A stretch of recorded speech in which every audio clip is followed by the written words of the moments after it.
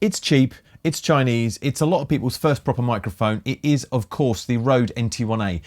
Let's see what it's like on acoustic guitar.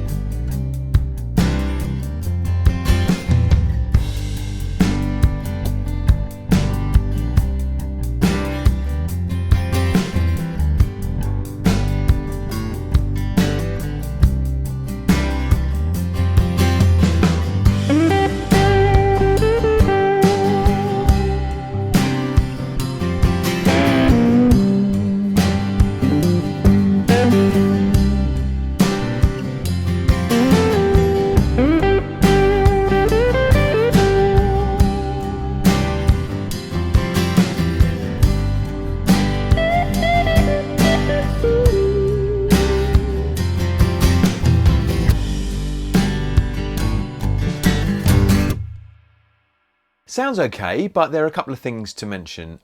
Before we do, if you're new to the channel, my name is John. I'm a guitar player, session guitar player, and a music producer. So I do a lot of videos about recording, a lot about guitar playing, and a lot about recording guitar. So if you're interested, drop a subscribe down below. Drop a subscribe, hit the subscribe button.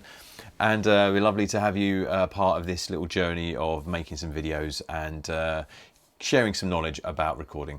Right, so the NT1-A, it sounds fine. The issue I have with it, and this is the issue I think most people have, is that it's somewhat harsh. You'll hear, if you listen back, or perhaps obviously you need to be listening in headphones for this kind of thing. We're talking about fairly small differences. But there are some transients, you know, like the slapping of the pick on the strings. There's some transient stuff going on that when you hit it a certain way really comes through. It's quite aggressive in that 4K, 5K region. If you look at the frequency response graph, like you can see that there's like a boost there. Now on a vocal, a lead vocal, which is primarily what these mics are designed for, that's quite a useful area. There's a lot of detail there. There's also a lot of sibilance there, which is why this mic is known as being a bit sibilant.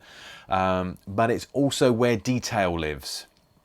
On guitar, for me, I think I like the detail a little bit lower, around about that sort of 3K mark. That's quite a nice place for guitar energy and detail. On the acoustic, I think for the RODE here, not quite my cup of tea. I'm going to go between this recording, again, mixed in with the Warm Audio WA-14, which is also a large diaphragm condenser like the NT1-A. But it's got a completely different voicing. It's a much more rounded and mid-rangey. Now, when you compare them together, the RODE sounds maybe a bit more impressive initially because it has that bright detail and it has some good low end. But in the context of a recording, and that's where it really matters, the Warm Audio, for example, and a number of other microphones which I would use before I use the RODE on acoustic guitar, have a roundness to them, that they sit in the mid-range. There's no lead vocal in this track, and that's important because the lead vocal is going to be up in that 4-5K area where the RODE is kind of a bit pointy. So the guitars become a bit tricky to mix. They kind of poke through. And that's where something like the Warm Audio is nice because it sits there without needing too much EQ. So while the RODE sounds perfectly serviceable, that is why I wouldn't use it on this for this particular application. Let's have a little listen.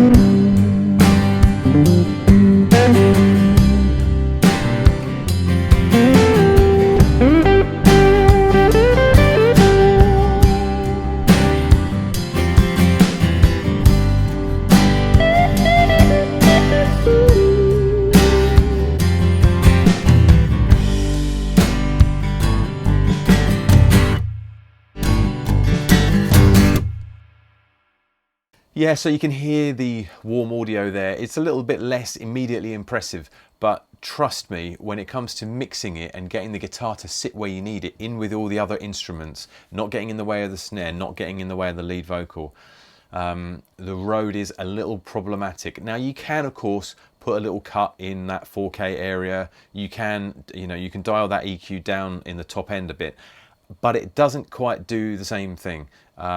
So what can you do? We all know this, different mics, different things. But if you're recording something, it's your one microphone, you bought it because you need to record vocals and you're thinking, well, it's better than my SM58, it's better than an SM57. It certainly does give you detail. It's extremely low noise, so it doesn't make any hiss, or doesn't add noise to the signal. And that's a real plus. So if you're good with EQ, if you know what you're doing, then you can get some really good results out of it. 150 quid, $180, something like that, versus the warm audio, which is like a £500 mic, or the Bock 195, which is more than that, or ribbon microphones. All of these preferable, but all more expensive. Can you get results with the NT1-A? 100%, yes. Is it the ideal thing? Maybe not. Maybe look at that 4-5K area. You also need to be kind of controlling the low end a bit, so from maybe 100 hertz downwards, maybe some sort of shelf to get rid of that boominess. But it can work. Right, I hope that was helpful. As I say, drop us a subscription if you want to hear more from me on videos like this. I would very much appreciate it. Thank you. Let's do a journey together. Let's learn together. I'd love to hear what you think about using this microphone. I kind of like it on some vocals, so long as people aren't sibilant. But I'd love to hear what you think about this, and if you agree, disagree. So yeah, I'll see you in the comments below. Cheers.